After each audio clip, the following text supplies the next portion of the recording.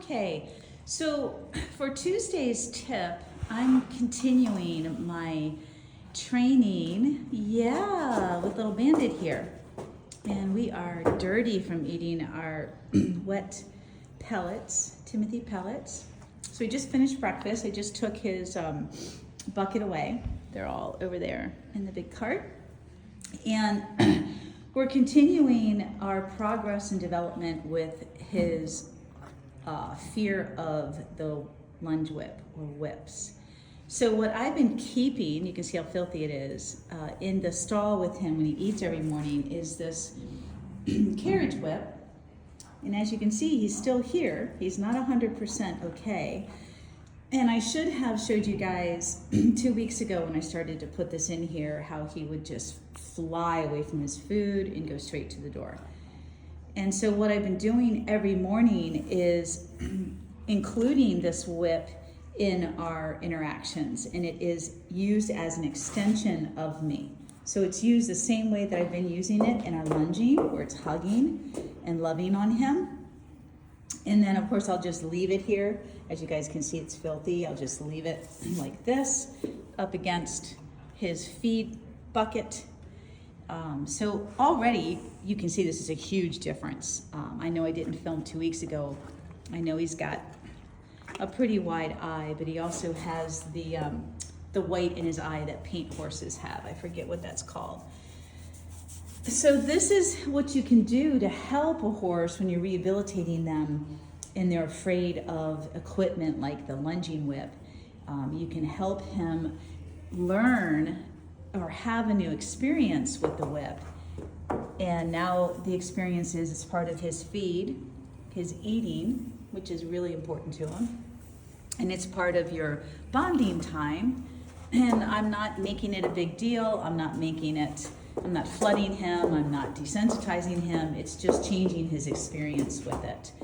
And in a really slow, gradual, habitual way, a natural habitual way, meaning it's just part of his environment.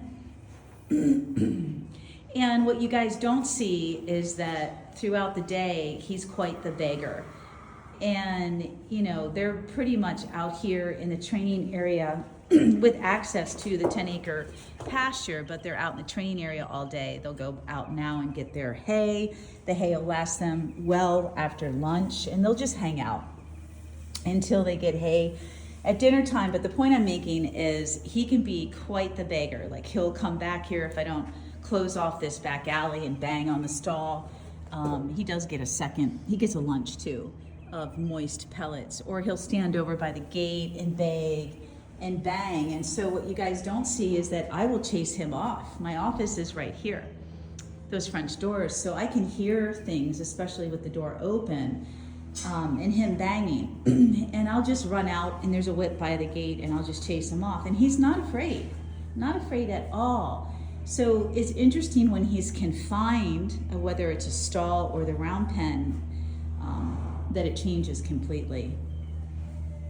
So this is something you can do if you feel safe enough in a stall. These are large stalls, they're 16 by 16. You don't want to get kicked. You don't want a horse to panic and run you over. You can always stand outside the stall door or open. Look how filthy the wall is from their splatter, from their moist food. There's lots of ways you can do this in the morning or, you know, during inclement weather, whether it's too cold, rainy out, to help a horse adjust and be comfortable and trust you when you're using this tool. Just remember, with my method, I use a lot of energy work and a lot of grounding. Yes, I do. So I'm really grounded. I really want him to connect to that. Look at that belly. That's a full belly. So anyway, this is my tip for this week. We have not been back in the round pen since the last video. It's not necessary. That being in the round pen is going to be a test. And what I mean by that is when you have a healthy, untainted horse, whether it's a young horse or an older horse that has no issues, no bad experiences with round penning or whips or people, they learn immediately. And they're quick learners, and they don't forget a thing. So I want to see how we can progress doing this really, doing this in the stall without it being a big deal and a big incident, and then take him to the round pen and test him, because if the better he gets with the whip, the faster he's going to learn and stay connected to me and hooked on to me. And that's the reality, you guys. We just have so many dysregulated horses and dysfunctional horses because of bad handling. We just don't know the difference. Okay, so stay tuned for next week when we are going to test it in the round pen. I wanted to give this at least 2 weeks. It'll be 3 weeks next week. Okay, guys, thanks. I look forward to any questions.